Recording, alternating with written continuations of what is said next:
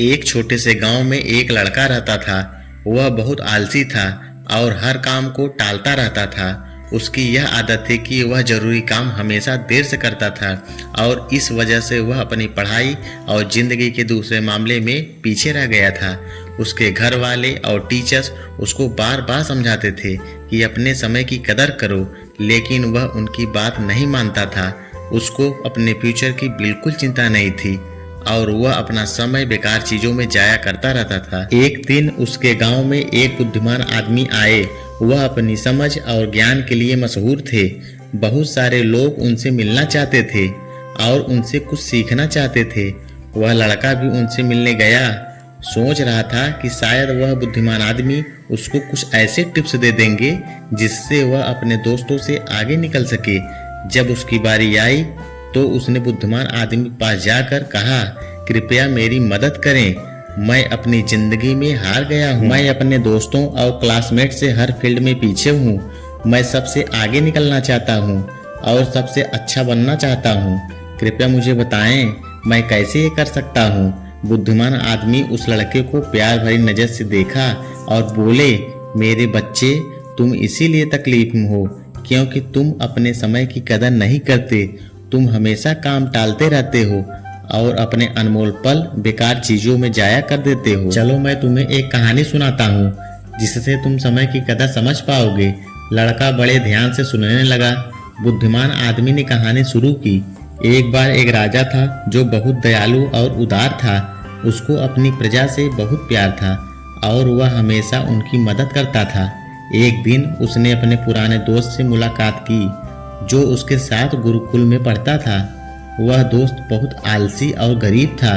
उसके पास ना नौकरी थी, ना पैसा, ना ही इज्जत। वह हमेशा अपनी किस्मत को कोसता रहता और अपनी परेशानियों के लिए दूसरों को दोष देता था। राजा ने अपने दोस्त को पहचाना और उसके हाल पर अफसोस किया।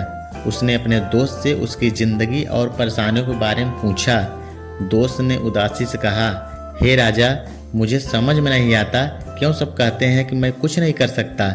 जब भी मैं नौकरी के लिए जाता हूँ सब मना कर देते हैं। मेरे दुश्मनों ने सबको बता दिया है कि मैं कभी भी काम टाइम पे नहीं करता। मैं समझ नहीं पा रहा हूँ कि क्या करूँ। राजा ने कहा, चलो एक समझौता करते हैं। सूर्य अस्त होने से पहले तुम मेरे खजाने में जाकर जितना सोना और रत्न ले सकते हो वह सब तुम्हारा होगा। दोस्त बहुत खुश हो गया और राजा का शुक्रिया अदा किया। वह तेजी से अपने घर गया और अपनी पत्नी को सब कुछ बता दिया। पत्नी भी बहुत खुश हुई और बोली, जाओ और सोना रत्न ले आओ, अब समय तुम्हारे पक्ष में है। दोस्त बोला, अभी नहीं जा सकता, मुझे भूख लगी है, पहले खाना दो। पत्नी ने जल्दी से खाना बनाया और उसको परोस दिया। उसने आराम से खाना खाया। सोच रहा था उसके पास खजाना लेने के लिए बहुत समय है। खाना खत्म करने के बाद उसको नींद आने लगी और बोला, मैं सो लेता हूँ, खजाना लेने बाद में जाऊंगा। वह अपने बिस्तर पर लेट गया और आंखें बंद कर ली। उसने सोचा वह थोड़ी देर सोएगा, लेकिन वह 2 घंटे सोया रहा। जब उसकी आंख खुली तो दोपहर हो चुकी थी। उसने कुछ बोरियां उठाई और राजा के खजाने की तरफ चल पड़ा। रास्ते में धूप तेजी से चमक रही थी और उसको गर्मी लग रही थी। उसने सोचा थोड़ा पेड़ के नीचे आराम कर लेता हूँ, फिर आगे बढ़ता हूँ। वह पेड़ के नीचे बैठा जहाँ हल्की हल्की हवा चल रही थी और मौसम सुहाना था। जैसे ही वह बैठा फिर से सो गया और 4 घंटे और सोया रहा। जब उसकी आंख खुली तो शाम हो चुकी थी और सूर्य अस्त होने वाला था। वह जल्दी से उठकर दौड़ता हुआ महल की तरफ गया, लेकिन देर हो चुकी थी। सूर्य अस्त हो चुका था और महल के गेट बंद हो चुके थे। आलसी आदमी वहीं निराश खड़ा रह गया। उसने अपना मौका खो दिया था क्योंकि उसने अपने समय की कदर नहीं की थी। बुद्धिमान आदमी ने कहानी खत्म की और उस लड़के की तरफ देखा। लड़का चुप था। उसने अपनी गलती समझ ली थी और उसको अपने ऊपर शर्म आ रही थी। उसने बुद्धिमान आदमी का शुक्रिया अदा किया और अपने तरीके बदलने की कसम खाई। उसने समझ लिया कि समय अनमोल है और इसे जाया नहीं करना चाहिए। वह घर वापस गया और अपने लक्ष्य के लिए मेहनत करने लगा। उसने टालना बंद कर दिया और ज्यादा उत्पादक बन गया।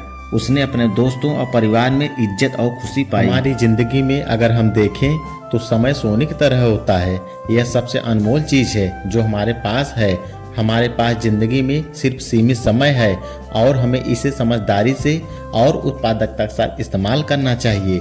हमें अपना समय बेकार चीज़ों में जाया नहीं करना चाहिए, बल्कि उन चीज़ों पर ध्यान देना चाहिए जो मायने रखती हैं। हमें अपने काम और कार्यों को टालना नहीं चाहिए, बल्कि उन्हें समय पर और अच्छी तरह से करना चाहिए।